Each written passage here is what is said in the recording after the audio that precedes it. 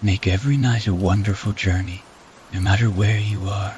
Good night, sweet dreams.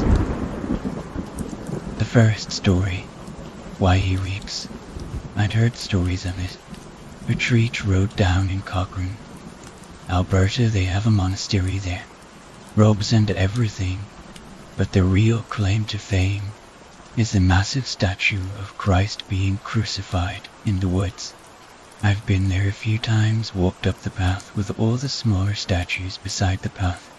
There was one of a baby, a group of people reaching towards Jesus, and many others, finally culminating in this 20-foot tall cross with Jesus hanging from it. What gets a lot of people, though, is that Jesus is weeping on the cross. Nobody can seem to figure out why weeping is not the action of a Lord and Savior. Never. Unthinkable. I've been there a few times during the day. It's an interesting walk even for an atheist like myself. It is still awe-inspiring. I happened to notice lights though, beneath all the statues. I asked around, and they do light the path up at night. I asked if I could come back then, but they told me the path would be closed. No one would tell me why. Not one to follow rules. I returned at night and made my way over the fence and onto the path. As I walked along the winding route to the large statue, I passed the smaller statues. They seemed different. It was in the angle. The light hit them from the statue of the baby. Its eyes were all sunken in, and the shadows seemed to make its fingers end in claws. The statue of the people reaching towards Jesus. They looked dead, reaching towards Jesus with the shadows casting a look of horror on his face. Something about them really unsettled me, but it was on a deeper level than just what they depicted now. I reached the statue of Jesus and gazed up at his face. I stood there for what felt like hours, just wondering why he was weeping. What for? What cause? I heard the whispers and rustling of the trees on all sides of me long before I saw anything. I gazed up at Jesus, looked deep into those stone eyes, and understood. That night, he was weeping for me. Honestly, I don't know why. The second story, Daddy's little angel. She has her mother's bright blue eyes. Daddy's little angel doesn't the most beautiful smile you've ever seen.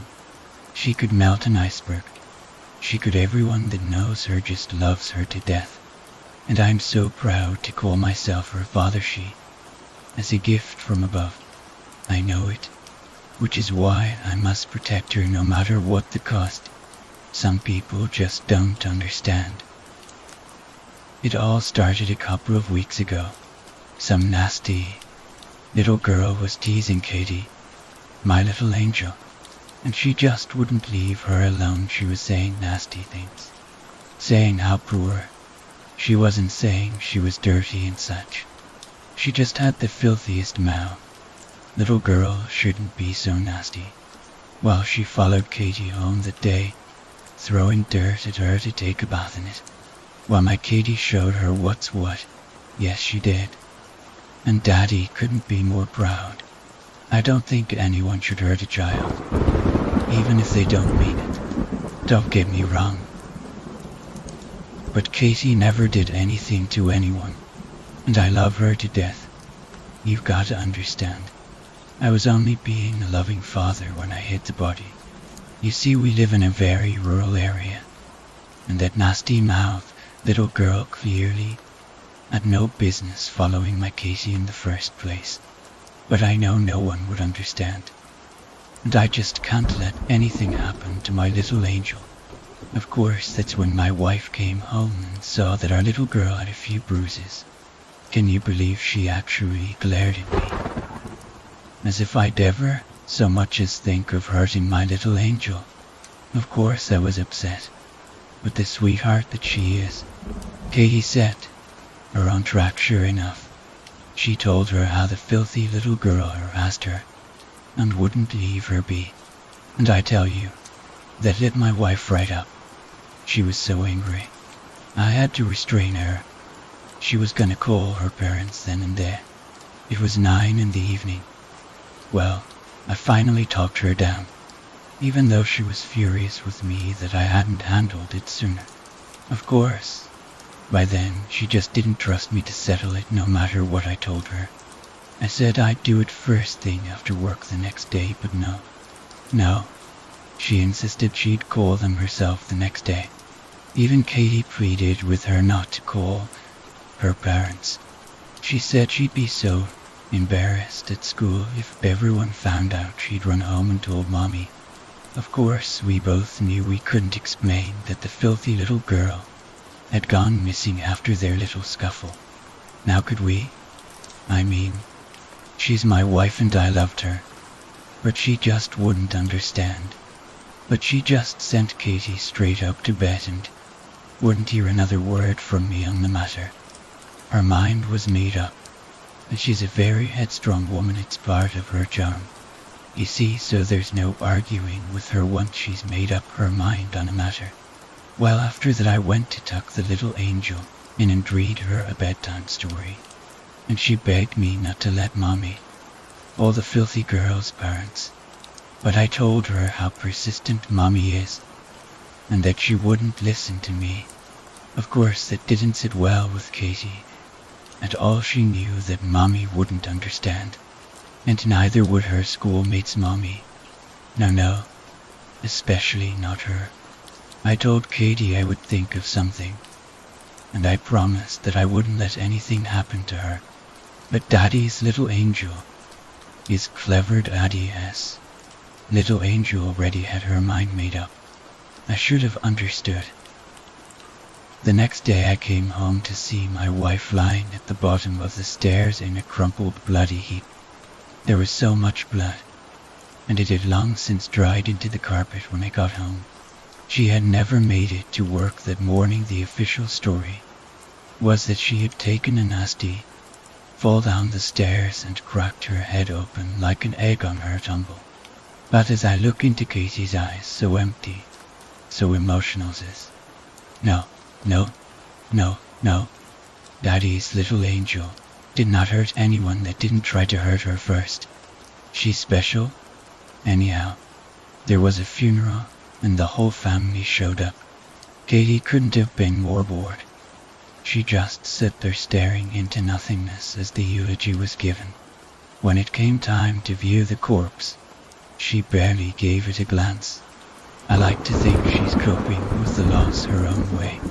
Daddy's little angel loved her Mommy more than anything. It was just before the burial the next day that an investigator showed up at the door. It was Katie that answered as I was rushing to get ready. I rushed to the door as this man was questioning my little girl, gently scooted Katie out of the way, and stepped up to the door. May I help you? I asked, trying to sound polite. I need to ask you some questions about the circumstances of your wife's death, the investigator said. Who are you? I think some of my frustration was coming through, but it might have been my self-consciousness. I'm sorry, he said with a laugh. Detective Kimball, local PD. I just got the results back from the autopsy, and the blunt trauma your wife suffered, and the bloodstains found on the carpet don't exactly match up. I was wondering if you could give me a little more insight. Well, I'd love to, Detective. But as I told the responding officers, I only found the body when I came home from work. I wasn't here to see it happen. The detective tried to speak again, I think, but I cut him off. Frustration was filling me. If you'll excuse me, we have a burial to attend. I grabbed Katie's hand and walked her out the door, locking it behind me. I glanced back to see that the detective was watching me as we drove away. Katie was silent the entire trip there and back, and as soon as we got home she retreated to her room. The poor baby has it so rough, all this death surrounding her. I shampooed the carpet the best I could to get the stains out, and fixed up dinner for us. We ate in silence, and it filled me with pain to see her suffering. I'll never forget, just before she got up to take her plate to the sink, she looked at me and smiled so softly. Oh, my little angel has the sweetest smile you ever did see. A couple days passed, and I thought things were getting back to normal, well as normal as they could be without my beautiful wife to come home to when it happened. You see, I rush home each day to meet Katie as she's coming in from school. But yesterday, I was lost in thought and took my time getting home. You see, the day before, my wife's sister suggested that she come over and bring Katie's cousin to visit, and I couldn't refuse, so I had to get in the mindset. I had to show her we were coping. The house was quiet when I got there, but that wasn't so unusual, as Daddy's little angel tends to keep to herself and spends most of her time in her room playing with her dolls. She's always so clean and always so quiet. I couldn't have asked for a better little girl. I walked up to check Katie's room and it was empty. I then proceeded to check the rest of the house and found her nowhere, until I came to the door leading to the cellar out. It was cracked. I pushed it open and started down the stairs. I could see the light spitting across the floor at the bottom of the staircase, illuminating a small puddle of blood just a foot from the bottom step. Just hand me the gun, a voice said softly. I'll get you out of here, take you somewhere safe. I rushed down the stairs and found Katie standing a mere 2 feet away from Detective Kimball, who sat bound with rope and bleeding from the head. I approached my daughter and eased the gun from her hands, as the detective seemed to eye me with the most dreadful gaze anyone's ever given me in my life. I took the gun in my hands and was surprised at how natural it felt. Though I'd never held a gun in my life, the exhilaration that filled me as I lifted the gun and watched the detective's face contort in horror almost sickened me. Why have you come? I asked him as I aimed the gun at his head. Your wife's death was not an accident, he replied. I was at work when it happened, and Katie was at school. It's been deemed an accident. What did you hope to find here? The coroner stated that she died in the early morning, around the same time you leave for work. I loved my wife, and consciously I began to pull the hammer back. If you kill me, the police will know where to look, Kimball pleaded. There's no way out of this. Do the right thing, do it for your little girl. If only you understood. I put a bullet in his head. It's all I could do. Of course I knew he was right. I knew the cops would come soon, looking for him. I turned to my girls. He stood staring at Kimball vacantly, and I told her to run and get the tarp from the corner. She did, Daddy. This little angel is so good. She'd even helped me wrap the body, and I carved. My sister-in-law showed up that night with her husband and kid. As she said she wouldn't, dinner was ready by 8:30. I really think they loved it. My new recipe. I think they'll be back for more. The third story, Keeper of Eternity. Over the past millennium, science and medicine have advanced so far as to put miracles in the hands of men. Many of the diseases that were fatal hundreds of years ago now have cures and or treatments thanks to the brilliant minds of man. That being so, there is still one fatal infirmity humanity has yet to overcome, and that is mortality. For those devoted enough, however, there is yet a way located somewhere along the east coast of North America. There is a shrine dating as far back as the earliest recorded civilizations. Lost to the ages now, there is but one path to this shrine, and it still sends its call, as if daring the hardiest of men to make that perilous voyage. If you find yourself in Savannah, Georgia someday, and think that you would like to play your hand at immortality. Simply hop in your car and continue east out of town along E President Street. Continue along it until it turns into Islands Expressway. If the forces deem you worthy, or if they're simply in the mood to watch an amusement as you throw your life away, the sky will darken with rain clouds, even if it was clear and blue only moments before. The forest about you will seem to glow. Keep your eyes peeled and you should see a turn off into the woods just as this happens. Now, if you're carrying a map, you'll probably notice this path is not indicated anywhere on it, but pray that no he'd continue along the tight and densely overgrown path at a slow pace. For if you go off the road here, you'll have no hope of ever finding your way out of this forest, and no tow truck will ever find the turn-off to come retrieve you. Simply follow the path before you, for while there are many bends, there are no turn-offs from this one. The trees will only grow denser as you progress, until the limbs scrape like fingers along the top of your vehicle. You should probably note that it would be a very bad idea to undergo this journey in a convertible. Eventually, you should come to a dead end, where the trees tighten around you like a noose around a doomed man's neck.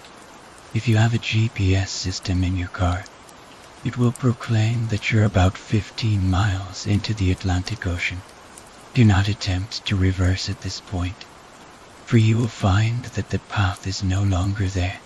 Check your watch, or your phone, or your car's readout for the time, for regardless of the time of day, not a single ray of light will spill through these densely packed trees.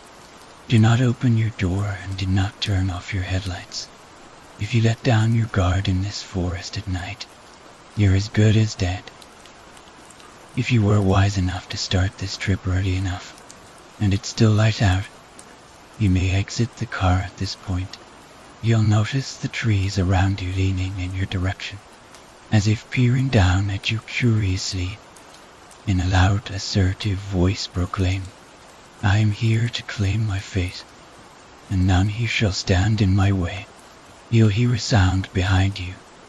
When you turn to look, you'll notice a small path that hadn't been there before. Don't hesitate and don't question it. Simply walk purposefully forward and start down the path before you're trapped in that clearing indefinitely. The path may wind drastically, but simply continue walking and don't look back, no matter how loud the rustling gets behind you. You'll soon find yourself ankle deep in a swamp, and you may find the sound of frogs croaking a soothing change from the forest's lively rustling. It would be most wise at this point to find the longest, thickest branch you can, for the marshes of Georgia and hide the nastiest creatures in only a foot of water. You'll need to feel your way along like a blind man. Only about 10 yards from the forest line the land drops off into the ocean. Unless the forces are feeling particularly cruel, you should be able to see the log poking up out of the water right away. If not, you'll need to search. And it may take a while, but once you're near it, there's no mistaking it. Walk until you feel the ground break away beneath you. Then get into the water when you're touching the log. You want to take in the largest lung, if you will, of breath you can manage. Then dive under and swim to the bottom as quickly as you can. It will be a long swim, but do not turn around.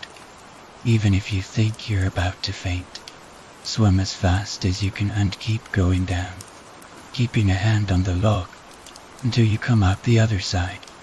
You'll resurface in a pond in the middle of a dark forest, much similar to the one you just exited. Only just at the edge of the pond will be an ancient building of indeterminate origin, though inside fires will be lit, marking your path to the shrine of the keeper. A large statue, the likeness of the keeper, will stand at the far wall, and at his feet will be an empty bowl. Address the keeper in a loud, confident voice, saying, I've come very far, and all I ask for is something to drink. His response will be a single, very personal question, and he will speak it directly into your mind. So listen carefully when he has asked his question. Do not take too long to answer, and answer only in the truth. BEV or YPRECSEWITHYOURANSW. He will know if you're trying to hide something. Once you have answered him completely, the bowl at his feet will fill with a strange liquid. This liquid will reflect the entire rainbow spectrum of colors, and it will bear no scent. You must drink this liquid, or you will never leave the forest alive, depending on whether or not the keeper liked your answer and deems you worthy. The liquid may be plain tap water or a lethal poison. If it is the latter, you will only know once the symptoms begin to take hold. If it is the former, you will be free to leave. The forest will part before you, showing you the exit, much like the years will part before you, leaving you alone to endure the ends. You will see your family and loved ones die, and you will see wars begin and end, but you will never die. You will see the sun explode and the earth burn to a cinder, but you will never die. You will know the true meaning of eternal life.